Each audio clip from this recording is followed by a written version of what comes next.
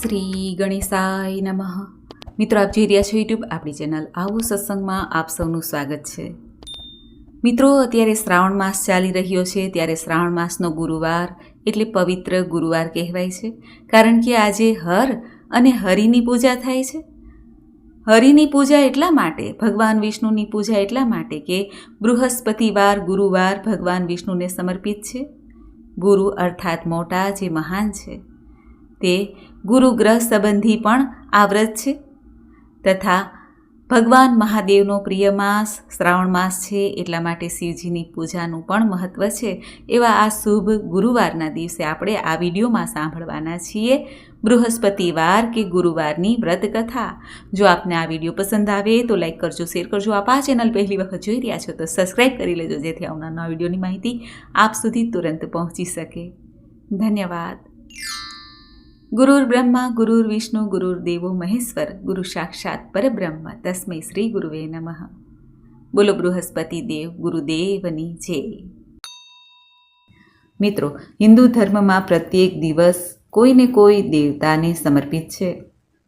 એમાંય ખાસ કરીને જે ગુરુવાર, જે બૃહસ્પતિ દેવનો વાર છે, દેવતાઓના ગુરુ છે બૃહસ્પતિ દેવ, જેમના આશીર્વાદથી સુખ સૌભાગ્યની પ્રાપ્તિ થાય છે, જીવનમાં વિજય અને યશની પ્રાપ્તિ થાય છે, રાજ્ય સન્માનની પ્રાપ્તિ થાય છે. ભગવાન બૃહસ્પતિ દેવની આજના દિવસે પૂજા કરવાથી જીવનમાં રહેલા કષ્ટો સમાપ્ત થાય છે. આ દિવસે કેળાના વૃક્ષની પૂજા કરે છે. 7 વાર છે, તેમાંથી ગુરુવાર છે, ગુરુગ્રહ છે, તેના સંબંધમાં ગુરુવારે વ્રત થાય છે.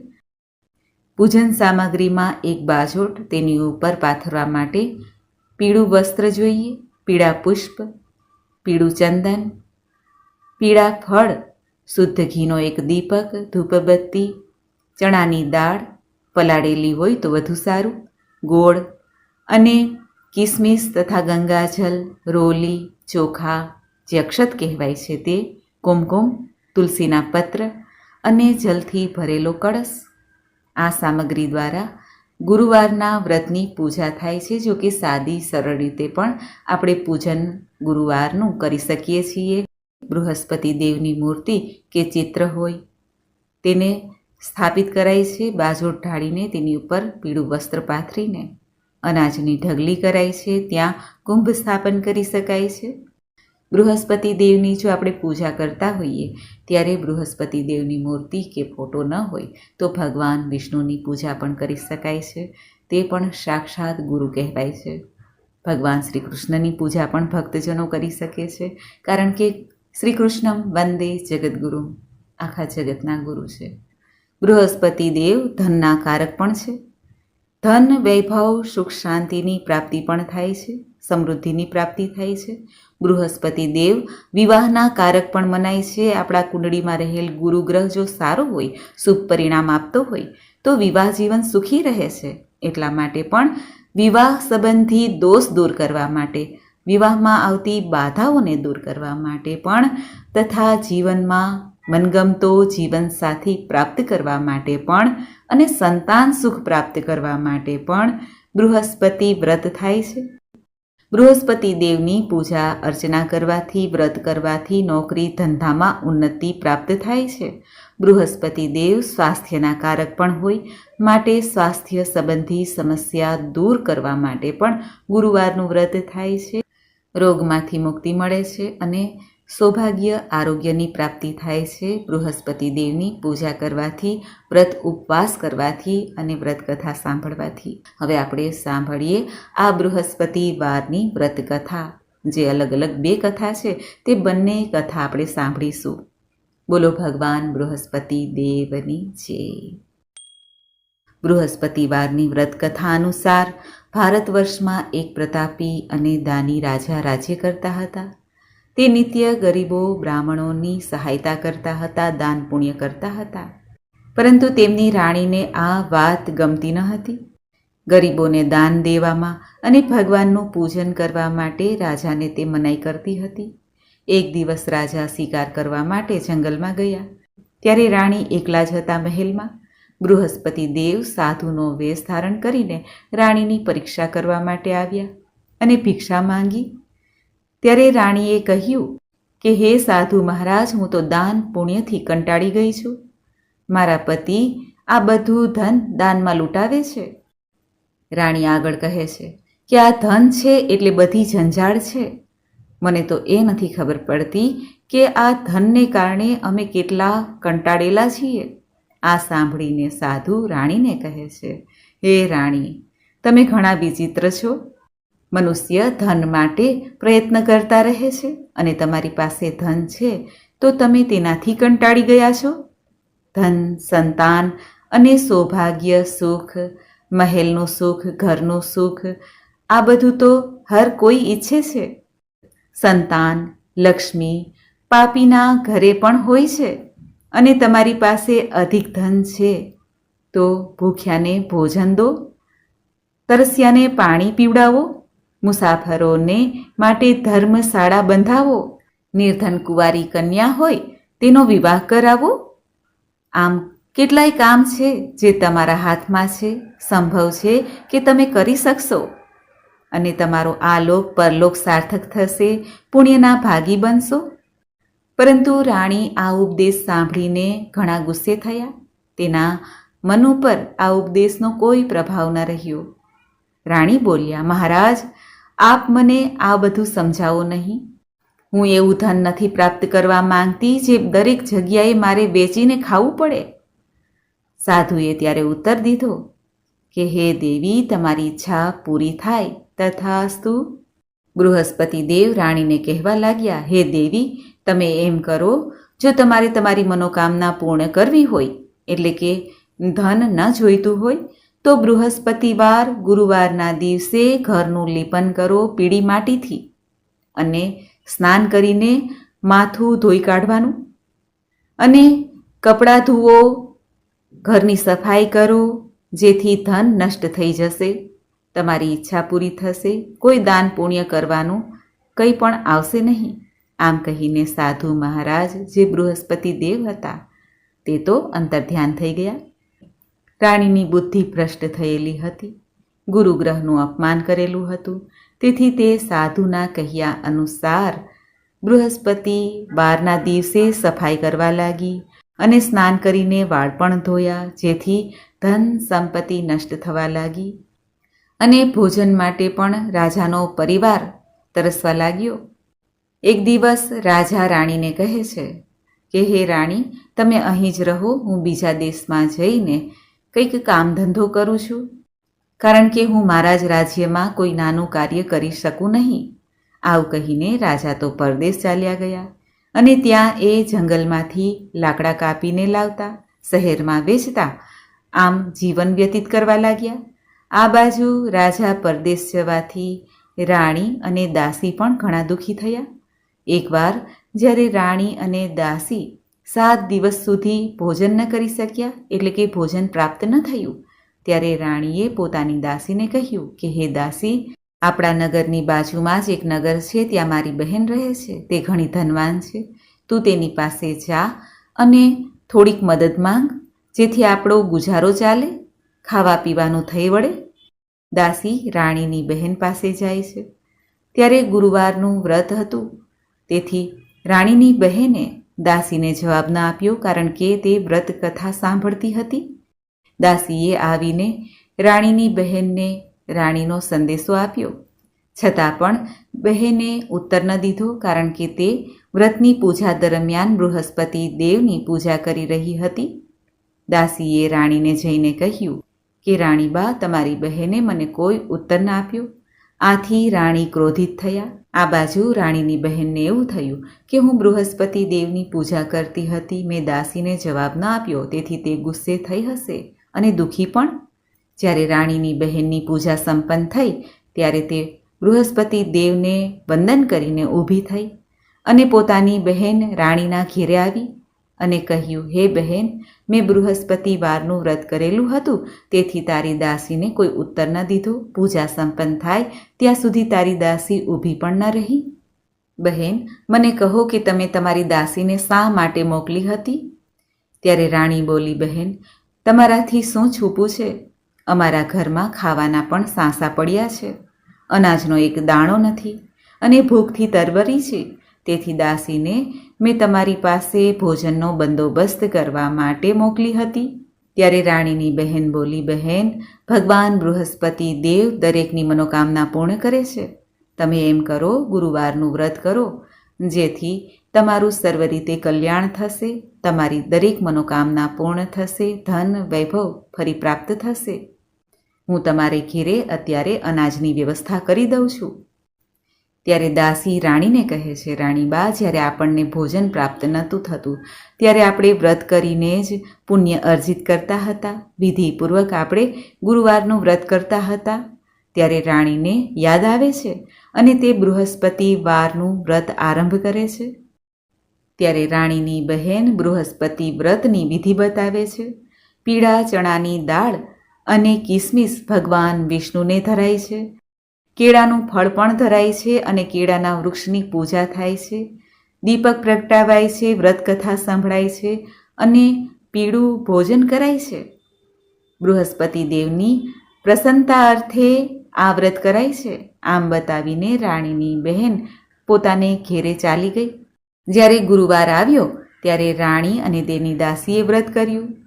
પછી કેળાના વૃક્ષ પાસે આવીને ચણાની દાળ અને ગોળથી ભગવાન વિષ્ણુની પૂજા કરી. પીળું ભોજન કર્યું. બૃહસ્પતિ દેવ ગુરુવારના વ્રતથી ઘણા પ્રસન્ન થયા હતા. તેથી રાણી અને દાસીને ભોજનની વ્યવસ્થા પણ થઈ જતી હતી. ત્યારબાદ દાસી અને રાણી બંને નિત્ય ગુરુવારનું વ્રત કરવા લાગ્યા. બૃહસ્પતિ ભગવાનની કૃપાથી તેની પાસે ફરી ધન સંપત્તિ આવી ગઈ. રાણી ફરી પહેલાંની જેવી આળસ કરવા લાગ્યા. ત્યારે દાસી બોલી. દાસીએ રાણીને સમજાવ્યું કે રાણીબા, હવે આળસ છોડો. જે સુખ સૌભાગ્ય આપણને પ્રાપ્ત થયું છે, ધન વૈભવ પ્રાપ્ત થયું છે, તે બૃહસ્પતિ દેવની કૃપાથી જ પ્રાપ્ત થયું છે. માટે તે ધનનો સદુપયોગ કરો, જેથી આપણો યશ ફેલાય અને પુણ્યના ભાગી બનીએ. આમ રાણીને વાત સમજાઈ અને રાણી ફરી દાન પુણ્ય કરવા લાગ્યા. એક દિવસ રાજા દુઃખી થઈને જંગલના એક ઝાડ નીચે બેઠા હતા. ત્યાં પોતાની દશાને યાદ કરીને વ્યાકુળ થવા લાગ્યા. તે દિવસ બૃહસ્પતિવારનો હતો. એકાએક તેમણે જોયું કે નિર્જન વનમાં એક સાધુ પ્રગટ થયા. સાધુના વેશમાં સ્વયં બૃહસ્પતિ દેવતા હતા. બૃહસ્પતિ દેવ રાજાની સામે આવીને બોલ્યા કે હે રાજન, તમે શા માટે દુઃખી છો, ચિંતામગ્ન બેઠા છો? ત્યારે રાજા બે હાથ જોડીને પ્રણામ કરીને કહે છે, હે મહાત્માજી, આપ તો બધું જાણો છો એવું લાગે છે. આમ કહીને તે રડવા લાગ્યા. સાધુને પોતાની આત્મકથા કહી સંભળાવી. સાધુના વેશમાં આવેલા બૃહસ્પતિ દેવ રાજાને કહેવા લાગ્યા, હે રાજન, તમારી સ્ત્રીએ બૃહસ્પતિ દેવનું અપમાન કર્યું હતું, નિરાદર કર્યો હતો. તેના કારણે જ તમારી ધન સંપત્તિ, રાજ્ય, યશ, કીર્તિ જતી રહી છે. માટે તમે ચિંતા મુક્ત થાવ. હવે તમારા કષ્ટો સમાપ્ત થઈ ચૂક્યા છે. પહેલાંની જેમ જ તમે હવે સંપત્તિવાન થશો. તમે બૃહસ્પતિવારનું વ્રત કરો, કથા સાંભળો અને બૃહસ્પતિ દેવનું પૂજન કરો. ત્યારબાદ પરિવાર સહિત આ વ્રત કરીને પ્રસાદ વહેંચો અને પોતે પણ ગ્રહણ કરો. આમ કરવાથી ભગવાન તમારી સર્વે મનોકામના પૂર્ણ કરશે. સાધુના વેશમાં આવેલા આ મહાત્માની વાત સાંભળીને રાજા બોલ્યા, હે પ્રભુ, આજથી હું ગુરુવારનું વ્રત કરીશ અને બૃહસ્પતિ દેવની પૂજા કરીશ. રાજાના વચન સાંભળીને બૃહસ્પતિ દેવે તથાસ્તુ કીધું અને અંતર્ધ્યાન થઈ ગયા. ધીરે ધીરે સમય વ્યતીત થવા લાગ્યો. બૃહસ્પતિ વારના વ્રતના પ્રભાવથી રાજાને ફરી પોતાનું રાજ્ય, સુખ, સન્માન પ્રાપ્ત થયું અને ભગવાન બૃહસ્પતિ દેવ પણ પ્રસન્ન થયા. નગરમાં પણ વિશાળ યજ્ઞનું આયોજન થવા લાગ્યું. રાજા પોતાના રાજ્યમાં આવે છે ત્યારે આશ્ચર્યચકિત થઈ જાય છે. ફરી રાજ્ય હર્યું ભર્યું દેખાય છે ત્યારે રાજા પૂછે છે કે આ બધું શેનો પ્રતાપ છે? ત્યારે લોકો કહે છે કે આ નગરની રાણીએ આ બધું વ્યવસ્થા કરાવી છે. આ સુંદર નગર રાણીના વર્ચસ્વ નીચે છે. જ્યારે રાણીને ખબર પડે છે કે રાજા પાછા નગરમાં આવ્યા છે ત્યારે તે દાસી સહિત રાજાની આગતા શાકતા કરવા માટે દરવાજા પાસે આવી જાય છે. રાજાએ આખા નગરમાં ઢંઢેરો પીટાવ્યો કે હવે બધા લોકો બૃહસ્પતિવારનું વ્રત કરશે, બૃહસ્પતિ દેવની પૂજા કરશે, જેથી નગરમાં કોઈ વાતની કમી ન રહે. સમય રહેતા રાણીને ગર્ભ રહ્યો, સુંદર સંતાનને જન્મ આપ્યો અને આખા નગરને ભોજન તથા ભેટ આપી રાજા ઘણા પ્રસન્ન થયા. બૃહસ્પતિ દેવના આશીર્વાદથી નગર હર્યું ભર્યું રહ્યું અને રાજાનો મહેલ પણ, રાજાનું જીવન પણ સુખ સૌભાગ્યથી સંપન્ન બન્યું. હે ભગવાન બૃહસ્પતિ દેવ, જે તમારી આ કથા સાંભળે, સંભળાવે, આપનું વ્રત કરે, પૂજન કરે, તેની ઉપર આપ સદૈવ પ્રસન્ન રહેજો. બોલો બૃહસ્પતિ દેવની જય. તો મિત્રો, આપણે સાંભળી બૃહસ્પતિવારની વ્રત કથા. હવે આપણે બીજી કથા પણ સાંભળી લઈએ, બૃહસ્પતિવારના મહિમાની કથા. પ્રાચીન કાળમાં એક બ્રાહ્મણ રહેતા હતા. તે ઘણા નિર્ધન હતા. તેમને કોઈ સંતાન પણ ન હતું. તેમની સ્ત્રી મલિન હતી, ક્યારેય સ્નાન ન કરતી અને કોઈ દેવતાનું પૂજન પણ ન કરતી હતી. બ્રાહ્મણ દેવતા ઘણા દુઃખી રહેતા. તેઓ વિચારતા કે મારા જીવનમાં શું સાર છે. સમય રહેતા ભગવાનની કૃપાથી બ્રાહ્મણની સ્ત્રીએ એક દીકરીને જન્મ આપ્યો. કન્યા મોટી થઈ અને ભગવાન વિષ્ણુના જાપ, બૃહસ્પતિ દેવનું વ્રત કરતી હતી. પૂજા પાઠ સમાપ્ત થાય એટલે પાઠશાળા પણ જતી હતી. જ્યારે પાઠશાળાથી પાછી આવે એટલે સોનાના જવ હાથમાં લાવતી. એક દિવસ તે સોનાના જવને સુપડામાં સાફ કરતી હતી. ત્યારે બ્રાહ્મણ દેવે દીકરીને કહ્યું, બેટા, સોનાના જવ સાફ કરવા માટે સોનાનું સુપડું જોઈએ.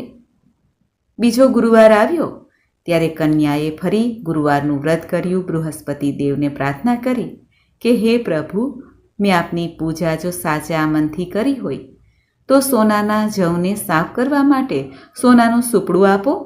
બૃહસ્પતિ દેવે પ્રાર્થના સ્વીકારી. ફરી કન્યા જ્યારે પાઠશાળા જાય ત્યારે જવ વેરતી જાય અને જ્યારે પાછી આવે તે જવ સોનાના બની જતા હતા. તે જવને ઉઠાવીને ઘેરે આવતી.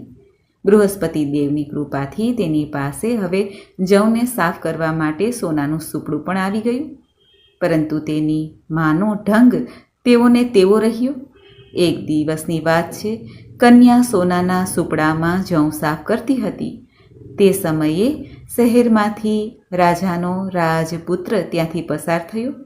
કન્યાના રૂપને જોઈને તે મોહિત થયો અને તેણે પોતાના મહેલમાં આવીને ભોજનનો ત્યાગ કર્યો. ઉદાસ રહેવા લાગ્યો.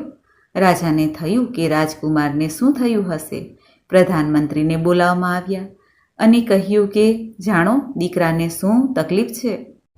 પ્રધાને પણ રાજકુમારને પૂછ્યું, બેટા, તમને કઈ વાતનું કષ્ટ છે? કોઈ તમારું અપમાન કર્યું છે? કોઈ કારણસર તમને કોઈ હાનિ પહોંચી છે? અથવા તમે કયા વાતથી દુઃખી છો? તમને પ્રસન્ન કરવા માટે શું કરવામાં આવે તે ઉપાય બતાવો. આ સાંભળીને રાજકુમારે પોતાના પિતાને કહ્યું, હે પિતાજી, મને કોઈ વાતનું દુઃખ નથી. મારું કોઈ અપમાન પણ કર્યું નથી.